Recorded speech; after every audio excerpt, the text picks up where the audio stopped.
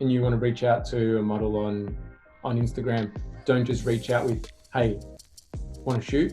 Or, like, how often I get guys in my DM on Instagram, "Hey bro, want to shoot?" Put some effort in. Yeah. It's like, if I got that message from the same person 5 times, then yeah, it gets pestering and annoying. But if I get, "Hey, this is my idea.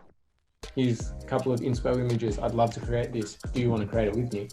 Or, "Hey, I'm a food," or if you're reaching out to a restaurant or cafe, "Hey, I'm a food photographer. Here's my work. Would love to have a chat with you." It's different between, "Hey, you need someone to shoot your food, bro?" Like, there's I got an iPhone 11, man. So I mean, there's ways to do it, and if you do it, the multiple points of contact in a professional manner and show that you've got something to offer. Man, I'm gonna tell you a story before I start asking you some questions. So I remember going to your, you had that kind of photography exhibition, I guess you could call it, underneath. It was at like Go-Go Bar or something. Or... Yeah, Go-Go Bar. Yeah. So I remember I went down with Tav, and this was like, that would have been like about a year ago, right? Yeah, it was.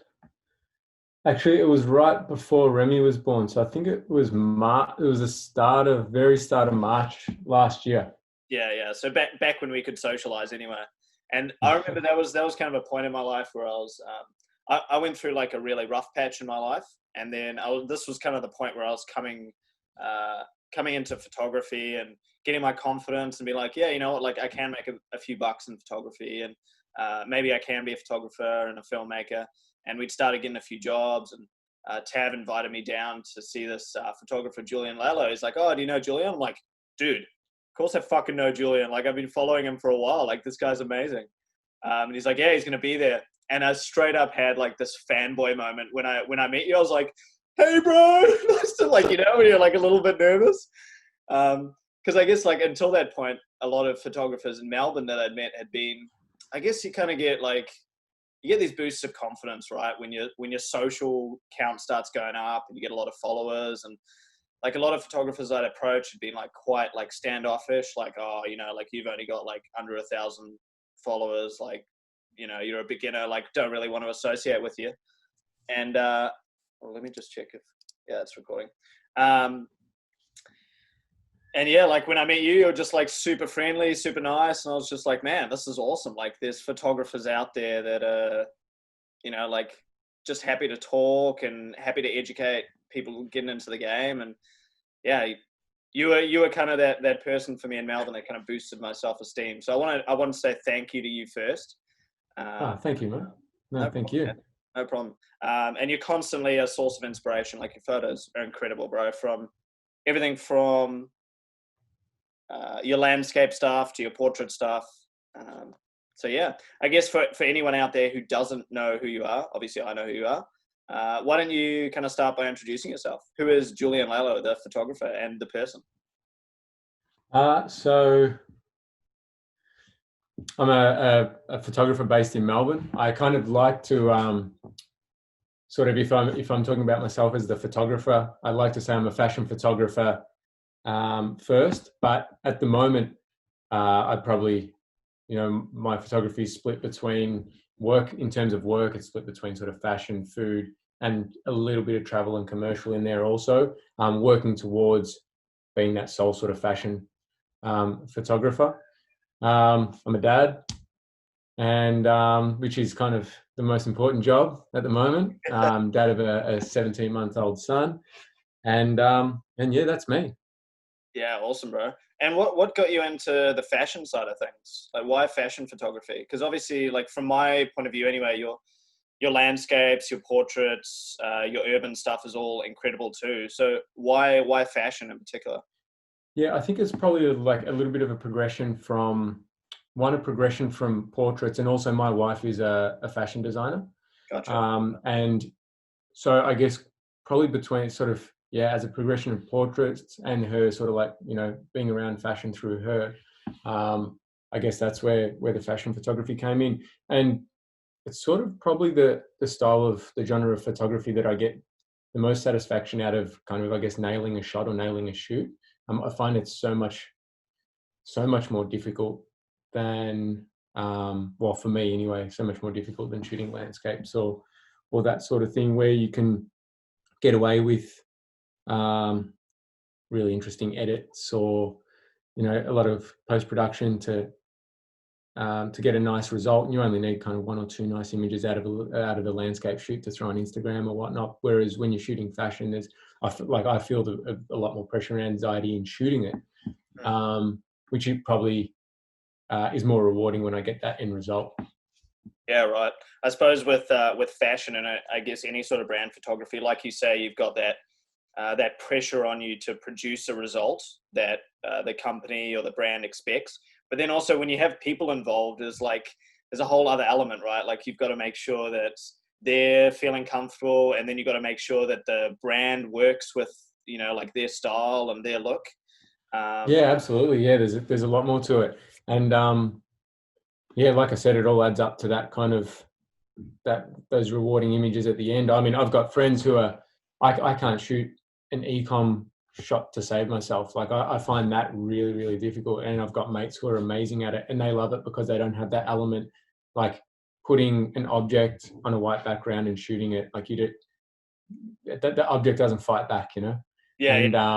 And they love that kind of element of being in control of everything. Whereas with the fashion side of things and shooting portraits and that sort of thing, you can't be in control of everything. So to try and, I guess, tame it enough to be able to walk away with some nice images is pretty cool. Pretty cool challenge. Yeah, I suppose there's that element of uncertainty as well, right? Like you can't control the model's emotions or how they turn up on the day. You've just kind of got to work with that personality. Is that kind of something that attracts you to that fashion photography as well? Yeah, I guess it's not something that kind of is front of mind and is what has attracted me to it. But I guess I guess it's just another one of those elements that makes it all the more rewarding. Yeah, true. So pulling out to like a more macro level, why photography? Like what got you into photography as a creative pursuit? So my background in photography, so I think it was probably 2016, 2017. I was really, really heavily into sneakers. So had a huge sneaker collection. And I started, there was a really big sort of movement on Instagram with sneaker accounts and people shooting on foot images, like basically a selfie of your feet. And with your fresh pair of sneakers on, and getting your backgrounds to match your colorways and all that sort of thing. And I just started shooting my sneaker collection with a phone, and then I bought kind of a crop sensor DSLR, and had that on a little with a little remote. And actually I was doing self-timer in the beginning, so like trying to run into a position 10 seconds, set up my feet and and snap. And anyway, and then that kind of progressed, and I sort of started getting more and more into the photography side of things than the actual sneaker side of things. And I remember once I started following a few photographers on Instagram, and there's Ross Latham, a Melbourne-based photographer. He put up a post saying, "Hey, I'm going to go for a walk around the city and take some photos tomorrow night if anyone wants to tag along." And I went along and kind of went for this walk around the city and started shooting, cityscapes, and met a few other photographers on the night. There was probably about 8-9 people that showed up, and kind of from there it just started grow. I started being more interested in the photography side of things and the sneakers, and I started shooting other bits and pieces. At the time I was working in the fitness industry, and so I was around like a lot of bodybuilders and fitness models and that sort of thing.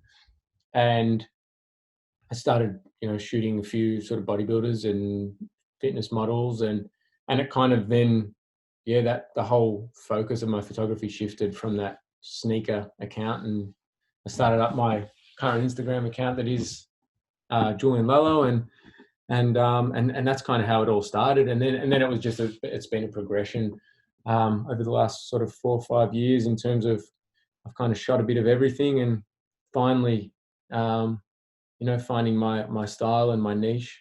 Yeah. Yeah, it's taken a time, and I mean, you probably get the same, but you get a lot of young photographers or beginner photographers messaging and saying, how do you find a style? Or like, that's one of the most common questions. And you even see it on YouTube, like, how do you find your photography style? And it's just something that takes time. There's no trick to finding it. It's just shoot as much as you can and shoot as much as you can and shoot as many things as you can and with as many people as you can and work out what works for you and what interests you. You don't want to get bored doing something you love because you're trying to, shoot someone else's style. Yeah, 100%. I think that's kind of like part of the progression though, right? Like it's not bad to, I guess, copycat someone when you first start. But copycat lots of people, like you say, right? Like do loads of different styles because you might be super attached to, I don't know, one of the people I've started copycatting to start with was Firsty, Dylan First in the States. Yeah. Got that super moody look. And I realized, I was looking through them actually the other day, some of my first photos, I was like, wow, this is shit. Like so bad. I'd just taken like any photo, right? And I just put all these like super saturated, like moody blues in it. And it looked terrible. And for ages, I was just copycatting this dude. And then finally something clicked. I was like, man, I need to try some different stuff. Cause like, this isn't me. Like I suck at this style. This is Dylan First. This isn't Jacques Massey or Massey Bros. And that's when I started like branching out and copying people like yourself and people like my friend Maddie and just plenty of other photographers, like you say. Yeah, but you got to go through it all, right? You got to try a bit of everything and find out what works. 100%. And it'll change again. Like you'll probably be having a podcast with someone in 2 years' time and look back and go, I remember in 2020 I was doing this mood, and it's a evolution photography, and I think you just got to keep evolving, and I think that's one of the really important things with it is like when you're beginning, you want to feed off as many people as you can, but I think you kind of need to do that all the way through your career and people that are been shooting longer than you can teach you something, and people that have been shooting for less time than you can teach you something as well. Yeah, 100%. Is that kind of part of the reason for me? Part of the reason I love photography is that it is just this never-ending game. Like you're always learning something, right? Like even when you look at these incredible top of their game photographers, people like Jimmy Chin, for example, and these Nat Geo photographers. If you actually listen to them, they'll be like, I'm always constantly learning. Is that part of the attraction to photography for you? The fact that you can, even when you become a master, you can't really ever become a master, if you know what I mean. It's always something new to master. Yeah, absolutely. And there's always something that someone will, introduce tomorrow as well. So yeah, absolutely. It's an ever evolving sort of hobby and career, I guess. Yeah. So I guess this might be a good time to ask when, because you're referencing it as a hobby still, which is awesome. It means like generally you do hobbies because you enjoy them, right? But when did you make the conscious decision to go, you know what, like this is no longer a hobby. I actually can make money out of this, and you know what, I'm going to start a business, and it's going to be a successful business. When did you make that decision, and why? So for me, it was kind of a little bit of a progression. I started with, I went part-time in my role in sales because I sort of started shooting on a Saturday and earning a little bit of money. Like I was working my 9 to 5, Monday to Friday. And then on a Saturday, I would, probably 3 Saturdays out of a month, I would have a job on and earn a little bit of money out of my photography. So then that's kind of when I realized that, okay, if I could put a little bit more time into this, I could maybe, double the amount of jobs I get and sort of progress like that. And I went, I asked in the current role that I was in at the time, this is probably maybe 3 years ago, I sort of asked, can I go part-time in this role because I really want to pursue my photography? And they said no. And I said, oh, well, I have to resign. And I was lucky enough to go back to an old job that I had. I rang them up and I said, hey, I don't know if you're looking for anyone, but have you got a part-time position available for me? You know, this is my plan. And I worked it was 4 days a week in sales, and then I had that extra day to doing photography, and then it was and I did that for a year, and then from there went into who I'm currently working with now. So I work 3 days a week in-house with the Lucas Group. So they have a heap of restaurants throughout Melbourne. So I do a lot of food photography for them. So that's probably about 3 days a week of work, and then freelancing probably another 2-3 days a week to give me my full time. So it's kind of been a bit of a progression for me. It was a really, I guess, you know, having you know, life commitments, having a house, having a child, having, you know, being married, all these things, it was probably wasn't feasible for me to just go full-time freelance straight away. And this was a really nice gradual progression into it, so that I could still have that nice steady income and build my business as I went. I think that's a really good point that you put across for anyone wanting to start a business, regardless of whether it's in the creative industry or something else. Like, there's kind of this misconception that if you do something, you have to quit everything else and just go balls to the wall, commit all of your energy and your time into something. But quite often that can be really hard. And if you're sacrificing that security of having steady money coming in while you go for your dream, like, you're always going to have the stress in the back of your mind, like, how am I going to be able to afford my rent in a couple of months, or how am I going to be able to afford my food? And that means there's less energy focused on building up this side hustle into your regular hustle. Would you agree with that? Yeah, absolutely. And there's more chance of you burning out and not enjoying what you're doing anymore, because you start feeling so much pressure from it. If I knew that I had to get, you know, 4 jobs a week to be able to survive and pay all the overheads that I have in life, and I started taking on jobs that I didn't enjoy. Like, I mean, as I mentioned earlier, I don't love shooting ecom, but if I had to take on every ecom job that I got offered, I would pretty soon fall out of love with what I'm doing. So doing it gradually meant that I could be a little bit pickier from the beginning, in terms of what work I took on. So, you know, I really genuinely enjoy 80 to 90% of the jobs that I take on. Yeah. There's very few jobs that I take on that I sort of get there and I'm like, oh, I wish I didn't have to shoot this. And they're generally the favor jobs anyway. They're generally the ones that you do for friends and family. And they're like, oh, we've got this, you know, glass that you need to shoot 300 images of, you know, like, yeah. So yeah, I mean, that's the beauty of doing it slowly if you have that. If you have that option. I mean, look, if I had picked up photography when I was 20 years old and still living at home, and maybe it was different, maybe it'd be a different story. Maybe I would have gone full-time straight away. But yeah, that's been my progression with it anyway. Yeah, that's worked for you. And that's important to know too. Like, your progression might not work for everyone. Like, some people might be able to just go straight into full-time photography. They might have enough security, or they might be younger, like you say, and not have as many commitments and worries. But I guess the important thing there is, you got to be asking yourself why at each step. Like you say, if your reason to get into photography was to do something that you love and create a career and a business around your passion, and 50 to 60% of the jobs you do you're hating, like, what's the point? You know, like, you're kind of not doing it for the right reasons anymore, right? Yeah. Oh, you can get a job that'll probably earn you more money and is a lot more stress-free.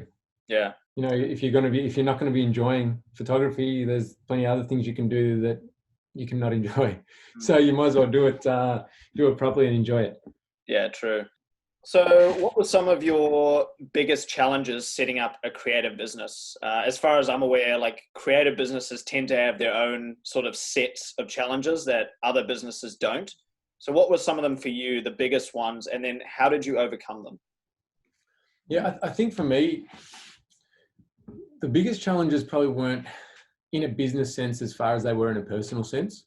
I think a lot of creatives probably have this similar struggle, and that is struggling with kind of like self-confidence and being your own worst critic when it comes to your work. So that has probably been one of the biggest challenges for me in terms of, I mean, there's been jobs that have been great opportunities and I've talked myself out of and turned down because I've talked myself out of them, because I didn't have the self-confidence. What if I stuff this up? What if I can't deliver? And that's been probably one of the biggest challenges in terms of overcoming that. I've got a really supportive wife, who sets me straight a lot of the time, and like she backs me 100% and really talks to me, like, when she can tell when I'm like about to talk myself, I start talking myself out. Oh, maybe I can't do it because we've got this on, maybe, and I shouldn't do this, and I don't have that lens, and blah blah blah. And she's like, just go and do the job and get it done. And 99% of the time, it's all good. One of the other probably big challenges for me is, I guess, and it's something that I'm constantly working on, and this probably period at home during COVID is probably highlighted it even more and helping me work out ways to deal with it. And that is just where to focus time. We're all really time poor between work and family and trying to socialize and, finding the time to do anything. And I think you've got to really, when you have your own business and your own creative business, there's so many facets of where you can put your time and effort to earn a living. And just prioritizing time has been one of the really big challenges for me. I can get so obsessed over a single image and waste so much time on it, and then all these other things are falling behind, both in work and personal life. So I think time management is one of those things when you've got your own, it's probably with your own, any business, creative or otherwise, time management and just realizing, prioritizing jobs within your business is probably one of those really difficult, important things to work out. Yeah, right. Could you maybe talk us through, let's kind of imagine someone out there is listening and they're going, all right, like I'm going to kickstart my own photography business or my own film business or my own any business. And they're wondering, what do I need to focus my time and energy on first? Do I need to build a website and a social media presence? Do I need to reach out to potential clients? What would you suggest for people in that boat? Time-wise, what should they focus on? I think it's really different for everybody. I think what you need to do is you need to work out your strengths, and this comes with time as well. So I now know when you go from a hobby to a business, then you need to start thinking about money, and you need to start thinking about where your best earning capacity and best earning potential comes from. And obviously that's going to take time to work that out. So I feel like it's really different for everybody, and depending on the genre you shoot, and depending on whether you want to be a photographer that sells prints and presets and stock imagery, or you want to go out on location and shoot jobs, and that's going to be your big earning potential. You just kind of need to work that out and dedicate the time to those areas that are going to give you more work. I can give you an example. I just created a preset pack. Now I probably let's say I put 3 days, for example, into creating this preset pack, getting it up online, making the collateral to promote it through my social media. 3 days. Now it's a $19 preset pack. So if I work out my daily rate and I calculate how many preset packs I need to sell to cover those 3 days, that's a lot of preset packs. Whereas if I was concentrating, for me personally, who wants to be a fashion photographer, not a digital photographer that sells digital product, if I think about that and I had have spent that time sharpening up my media kit and my website and pitching that media kit to potential clients, that might have got me 3, 4, 5 days work straight after this stage 4 lockdown. That's going to be a far better investment of my time. I love all areas of photography. So creating this preset pack was fun. But if we're talking about business, investing the time into the media kit and reaching out to clients, that would have been a better time investment for me. So time investment is one of those really big challenges when it comes to running your own sort of personal and creative photography business. Yeah. Yeah, right. So I guess for people out there, and I totally relate to you on the creative front, like as a creative myself, I'm constantly judging my work and thinking like this isn't good enough, and I'm not worthy of this job. And the key thing you highlighted there for anyone who's getting into it is when you do shift from hobby to business, you do have to focus some of your attention on the money because it's important, right? Like if it's going to be your business, you need to make money. It's as simple as that. And there's kind of this weird Absolutely. stigma in the creative community where it's like, oh no, like I do it for the love of it and I do it for the passion. It's like, well, bullshit, bro. Like you got to put food on your table at some point, right? Yeah, that's right. That's right. To kind of shift a little bit, but I guess kind of keep it on the same line. Obviously, as creatives, there is this sort of self-judgment and this kind of battle you have internally to figure out whether you're worthy enough for certain jobs. But then there's also kind of that external factor as well. So uh, as a business owner and a photographer, how do you deal with that adversity and doubt that you get from external, clients or maybe friends or family? Like how do you kind of deal with that and then refocus your attention on just getting the job done? Um, I think I'm in a lucky enough position that it's more the internal negativity, sort of the criticism from myself than anyone external. Mm. Um, the external is probably looking too much at other, like, spending too much time on Instagram can be a really negative external factor, more so than someone saying, hey, this isn't great, or your work's not up to scratch. I don't think I've ever, I've been lucky enough.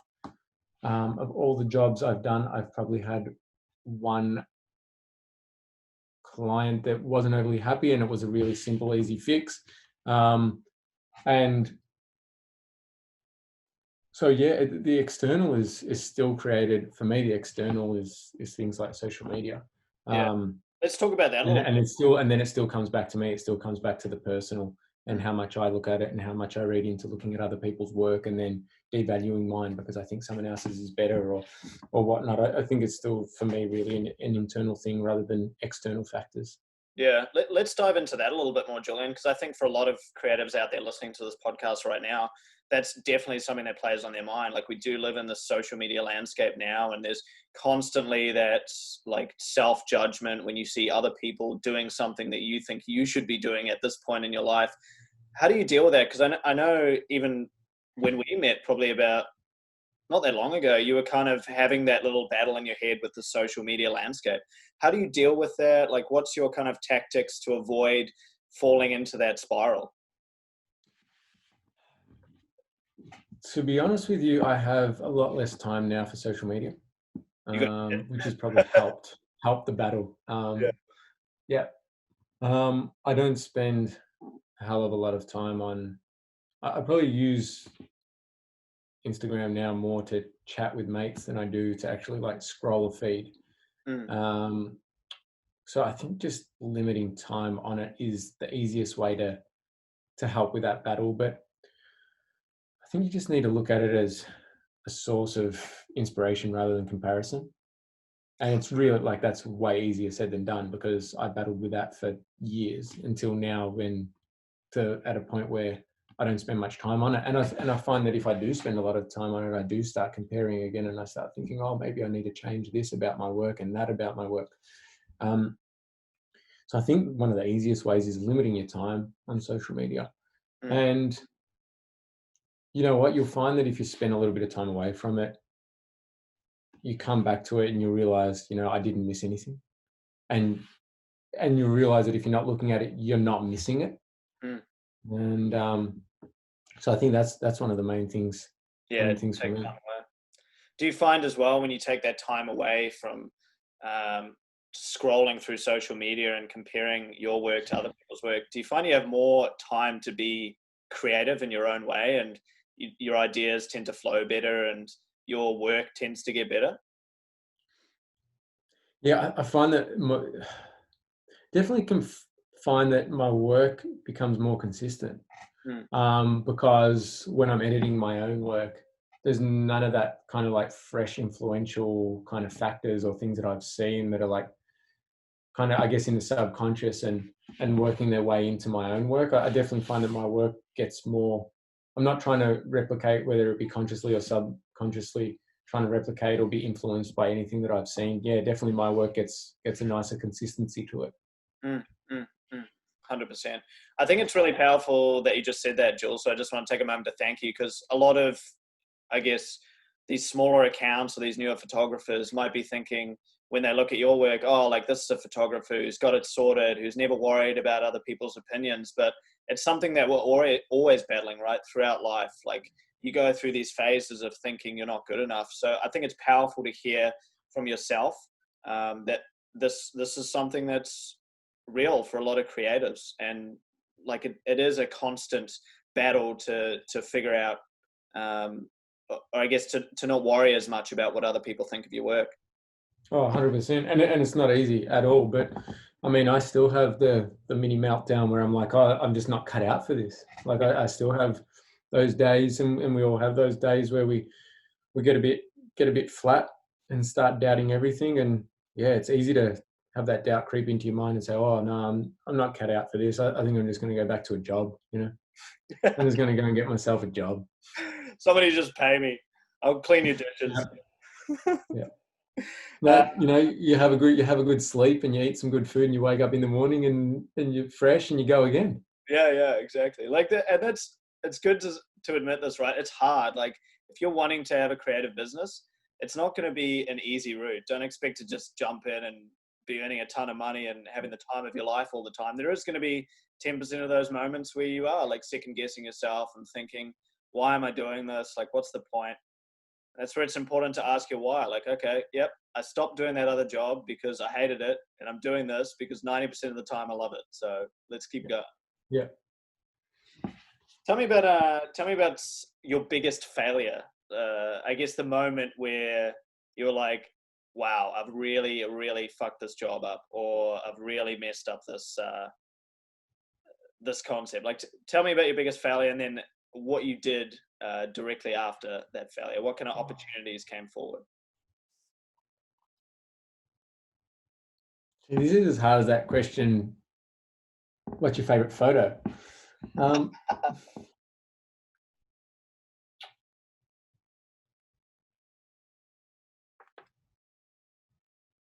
It could be as well like a moment where you had the greatest learning, like a point that you just remember and go, all right, that was the point when I really learned a valuable lesson.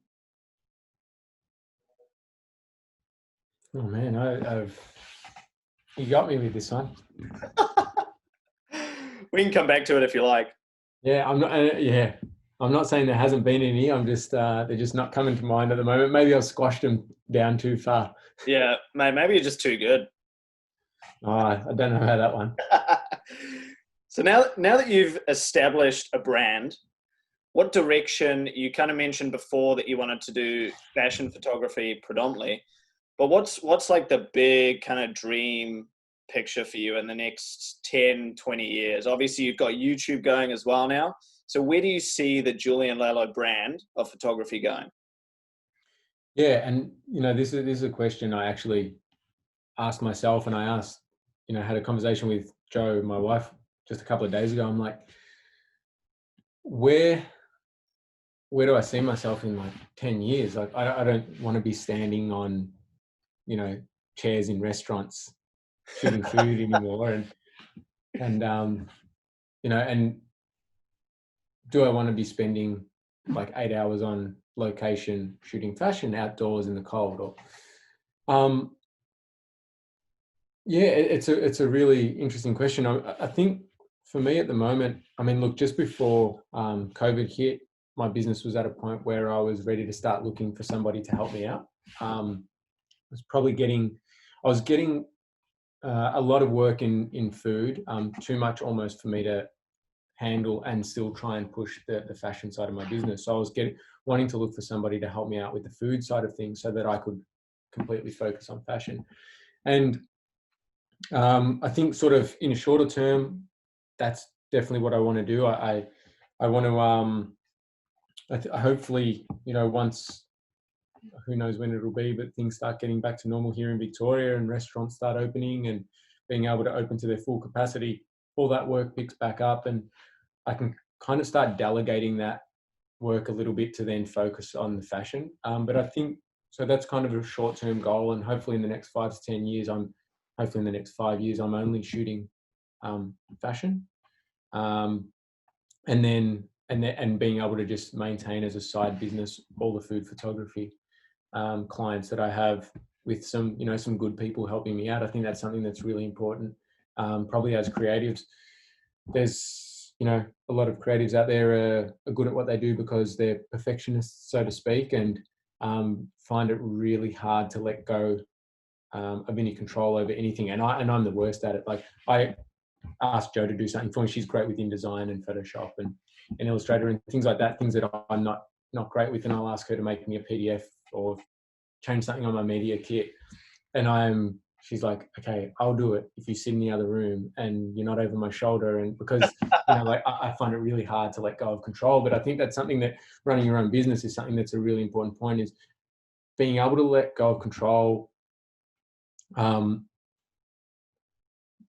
people who can achieve something, being able to let go of control so that you can, one, manage your time better and let someone who's more experienced in a particular area do the job. And I think that's kind of, I guess, then the longer term goal for me is to, if I can maintain all the food clients on the side while shooting fashion, letting go of some of that control and getting some really good people involved in my business to shoot that for me, manage that for me. There's a few social media accounts that we manage as well, and let some people manage that while I focus on the fashion side of things. And then I guess once that, I guess that's the the 5-year plan, and then we'll go again from there. So I guess you're kind of looking at scalability now, right? And I totally agree with what you say. If you do want to scale any business, you have to relinquish control, right? Like, you have to put trust in other people, and you've got to just be faithful that the person that you've hired is going to do the job right. Tell me, have you had experiences in the past where you've had photographers who haven't done the job right? And do you think that's kind of affected that struggle to relinquish that control a bit? Yeah, absolutely. I have a few people that I outsource to already, and yeah, there's been a few, and you always get two sides of the story. You get a client, and you get your photographer's side of the story, and I guess you kind of just need to try and work out what went wrong where, and to your best ability. But yeah, I've had a few shoots that I've kind of haven't been around for, and I've let someone else do, and that hasn't gone to plan. And then you go, oh no, I can't do this anymore. I got to do it all myself. And I guess you just got to find the right person, so that and hope that the balance of good to bad is in the right favor. Cool, man. Yeah, I've no doubt that in 5 years you're going to be 5-10 times bigger than what you are now, bro. It sounds like you're willing to really start scaling your business. And although like this COVID thing is pretty hard for all creatives, I think it's also been a really good time to sit back and really think where you want to take your business and what direction you want to go. Yeah, absolutely. And like I said, with that whole preset pack thing was kind of like a real eye opener for me. It was like, okay, I'm doing this because it'll create a passive income, but I think I've got to really focus on what's important and where to put my time, because there's no point having your finger in every single pie if none of them are doing really well. Rather just have a couple of pies and make sure they're really good. Make sure they're warm. That's it. So for creatives listening to this podcast right now who are thinking about starting their own business, or maybe they have and they're in the early days, and this pandemic's hit and there's the stresses around that, can you give us 5 tips, 5 things people can do today or in the next week or the next month to keep them on track and to set them up for success in the future?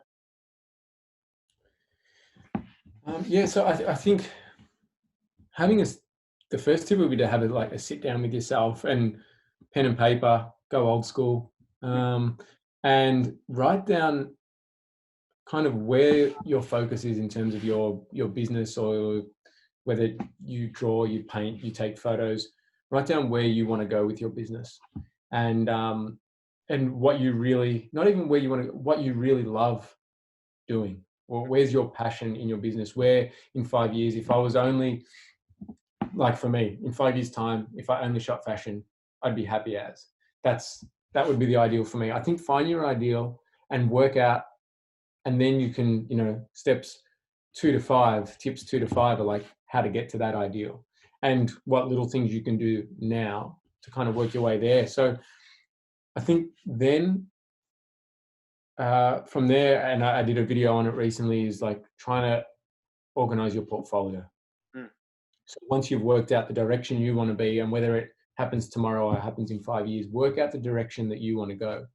And then my second point of advice would be to start creating your portfolio, whether that be like getting your website up, your media kits, your, even organizing your your social media, to represent a portfolio that is going to show potential clients your ideal direction. So for me, that'd be fashion photography. That's probably, and I think now's a great time to do it while we're at home. Then start working out, next step is to work out the best plan of attack to get that portfolio out there, and start executing that now. Even just, it takes a few point of contact with, it's like the, sorry if you can hear Remy running around in the background. That's right. And the dog. It's a family-friendly podcast, right? Yeah, dude, 100%. We'll get the dog and read the podcast. So, work out then. That's what I was saying. It takes a few points of contact. So, and a GM for the company once told me this, that a company that I used to work for, he said that Coca-Cola, if you go into Coles, Coca-Cola, make sure that there's 3 points of contact when on your walk through Coles. So you might go through and you'll see Coca-Cola in the soft drink aisle. Then you walk around, and you know how they have those gondola ends, the tail end of each thing. You might see Coca-Cola there, and then you'll see Coca-Cola on your way out. That's 3 points of contact. And the third time you've seen it, by the second or third time you've seen it, you start thinking Coca-Cola, and do I want a Coca-Cola? Right? And I think that point of contact applies to every business model. So from there, work out, you can start now, even though it's COVID and you can't get a job with someone tomorrow, reach out to them, have a chat. And that's your first point of contact. And then when we get out of COVID, if you're a food photographer, reach out to a restaurant now. When you get out of, go and have a coffee in the restaurant after COVID, and have a chat with them and say, hey, I sent you guys, an email with my links to my website and whatnot. And there's your second point of contact. And it's all a percentage game. It's all a numbers game. So start that first point of contact now while you're at home and you've got the time. Yeah, right. And then, from there, work on, where are we? Tip 4? I don't know. I think I'm just talking. That's 3. I think that's a really important. I think that's a really important point, though, Julian. And I guess for a lot of creatives or any business startups, there's that kind of fear, like, oh, like I'm being annoying, or I'm being hassling, or I'm pestering these people. It's like, pull that out of your mind and just focus on, like you say, like, people do need to see things a few times to start trusting the brand or the idea, or start thinking, okay, maybe this will work.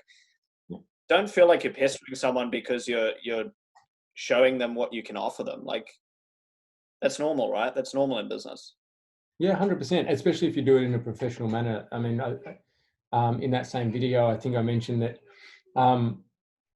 if you want to organize a collaborative, portrait shoot, and you want to reach out to a model on Instagram, don't just reach out with, hey, want to shoot? Or, like, how often I get guys in my DM on Instagram, hey bro, want to shoot? Like, put some effort in. Yeah. It's like, if I got that message from the same person 5 times, then it gets pestering and annoying. But if I get, hey, this is my idea, here's a couple of inspo images, I'd love to create this, do you want to create it with me? Or, hey, I'm a food, or if you're reaching out to a restaurant or cafe, hey, I'm a food photographer, here's my work, would love to have a chat with you. It's different between, hey, you need someone to shoot your food, bro? Like, there's, I got an iPhone 11, man. so I mean, there's ways to do it. And if you do it, multiple points of contact in a professional manner and show that you've got something to offer. Yeah, I think that's really important. We'll make sure we link that video actually in the description of this podcast. So if anyone wants to see that video that Julian did on his YouTube, I'll make sure I link it in the description. And also, obviously, I'll link all of your kind of connections, your YouTube, your Instagram. So if anyone does want to reach out and ask you a question directly that isn't, hey, bro, want to shoot? we'll link those in. So, Julian, I reckon that's some solid tips for people wanting to get into the creative industry on a more broad scale, and also more narrowly into photography in particular.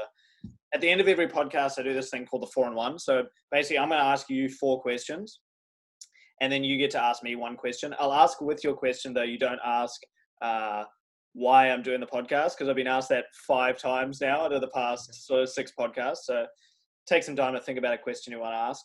But I'll kick it off with the first question. So you ready to go? Go for it. Okay. This one might be challenging. Top 3 dream shoots.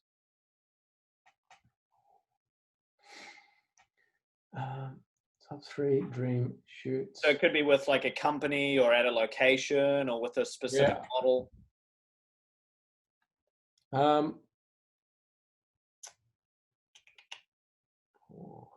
Okay.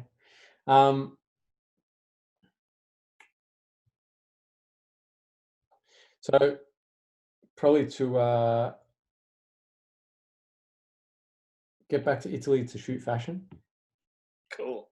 Spend some time in Italy shooting fashion. Mm-hmm. Because you're Italian yourself, right? I am.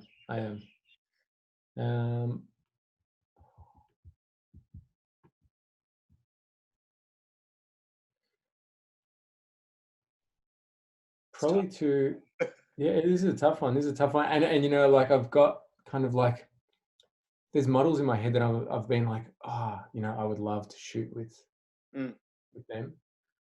Names, I'm just not great with the names. That's right. I'll get back to you. Hit me with the next one. Next one. Okay, so this one might be hard too, actually.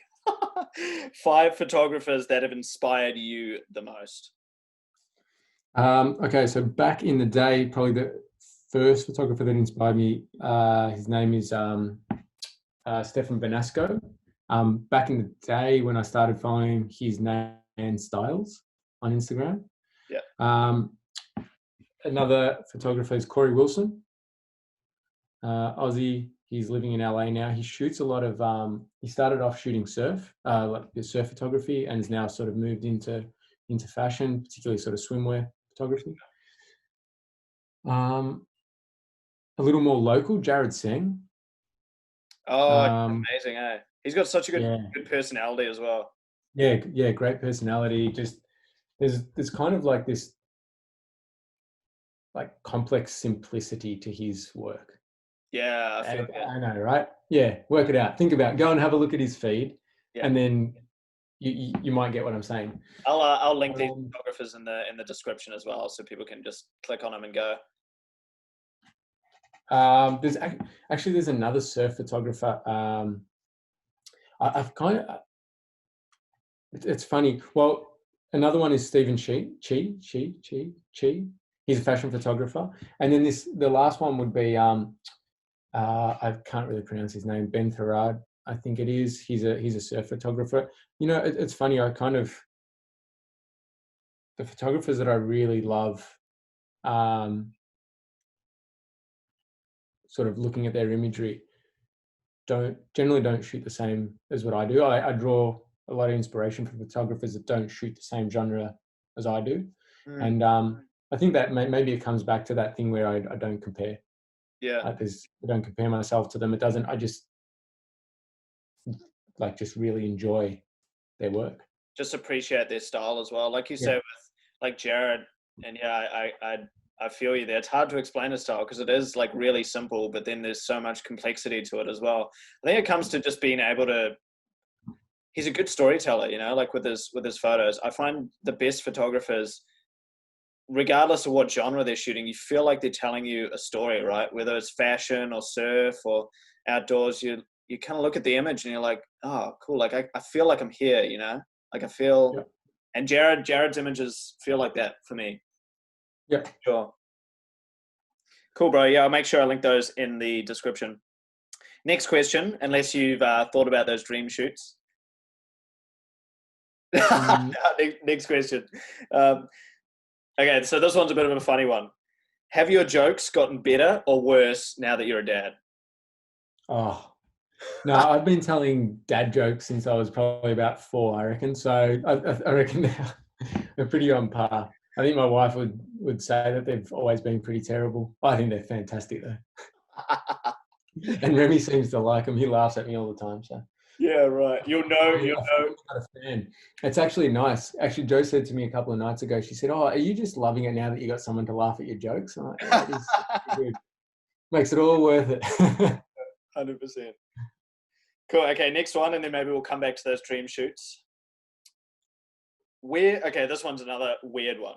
So I kind of try and include a weird question in each one. So where is the worst smelling place you have been, maybe during a shoot, and how did you deal with that? You know, worst smelling place during a shoot. As soon as you said worst smelling place, I was going to say there's a few particular like street corners in Tokyo. Gotcha. That are just like out of control now. I have shot a lot in Tokyo, so maybe maybe that's it. Do you know what you've been to Tokyo? I haven't, no. No, okay. There's a few just street corners in particular and on my multiple visits to Tokyo, like I remember those corners. They just don't smell good. The reason I asked that question, it's really interesting. I've been doing some research into how to remember things. And one of the reasons why we remember the worst smelling places we've been is because the part of your brain that identifies and triggers smell is right next to the part of your brain that holds long-term memories. So quite often, some of the places that smell the worst we'll remember until we die. It's crazy. There you go. Yeah, man. So you'll remember those smelly Tokyo street corners when you're Tokyo. But if given the opportunity to travel back to Tokyo tomorrow, I'd go and stand on those corners. Like, bro, 100%.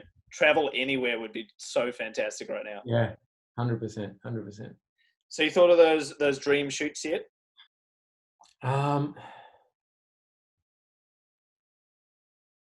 Dream shoots. Let's say here's one completely out of my. This would be more for pleasure than for business or for career, but getting out with like one of those surf photographers in like Tahiti or somewhere, like, and just kind of like learning a little bit from them, watching them shoot, having a little crack at some photography in the water myself, like that'd be a dream. Sitting in the channel, just watching these big barrels like pass next to me, and got one more, right? Yeah, you got one more. Maybe like a brand that you'd really love to shoot fashion with. Like you mentioned you love sneakers. Like how sick would it be to shoot, basketball sneakers with LeBron James or something? Yeah, that'd be.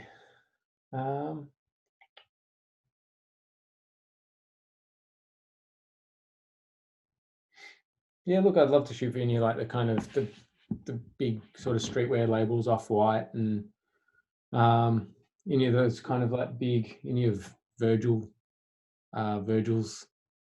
collabs. Yeah, cool. With LV and all those sort of streetwear collabs would be pretty cool to shoot. Yeah, that would be me. If anyone's listening here and they work for any of those brands, Julian Lallo on Instagram. Thanks, mate. He's waiting. Cool. You get a question for me, bro? Well, I guess I sort of gave my 5-year where I want to be. What's your 5-year plan, goal? Oh, good question. That is a good one. I guess I could break it down to a few facets of my life right now. So one of the big ones, like I want to be financially free so I can do all of the things I want to do and not have to worry about there being a monetary figure to it. So one of the big things I'm doing right now is focusing on my finances, investing, working on accumulating property so that in 5 years I can literally do any photo job I want and not have to worry about getting paid for it because I know I've got some income in the back burner. So that's probably the big one. In terms of the photography side of things, my brother and I want to get to a point where Massey Bros is the full-time gig. And again, being financially free will mean we can pick and choose. We don't have to choose jobs that we don't like. We can choose the jobs that we love, similar to what you said before. And then Maddie Camo and I are doing our visual tales, our wedding photography. So in 5 years, again, we want to get to a point where that's, 6 months, 3 months of the year, we're just full-time shooting weddings. So yeah, I think that's kind of a 5-year long-term outlook for the creative Jacques. Yeah, nice. Sounds good. Sounds a plan. Sick, man. Thanks for that. Hey, thanks for joining the podcast. But before I let you go back to your normal life and you enjoy running around with Remy and the dog, how about you tell us, or anyone listening to the podcast, where they can find you, where they can look at your work, and also maybe where they can find you on YouTube as well, because I know that's kind of a big part of your life right now. Yeah, so it's all pretty straightforward. Julian Lallo, Instagram, website, YouTube, all is just Julian Lallo, Lallo. And I also just started a new Instagram, which is like I mentioned with that portfolio building and going kind of like genre specific. I started a new Instagram account, Julian Lallo Photography, and that's my fashion portfolio. Gotcha. And then you've also got the food photography one as well, right? You've got the food. The Fair Creative, F-A-R-E. F-A-R-E? Yeah, Fair Creative, yeah. Gotcha, cool. And I'll make sure I link those all in the description for anyone listening as well. Julian, it's been a pleasure, bro. Thanks so much. This has kind of been, we talked about doing a podcast ages ago, but it's good to finally have you on the show. Yeah, likewise. Thanks, mate. Appreciate it.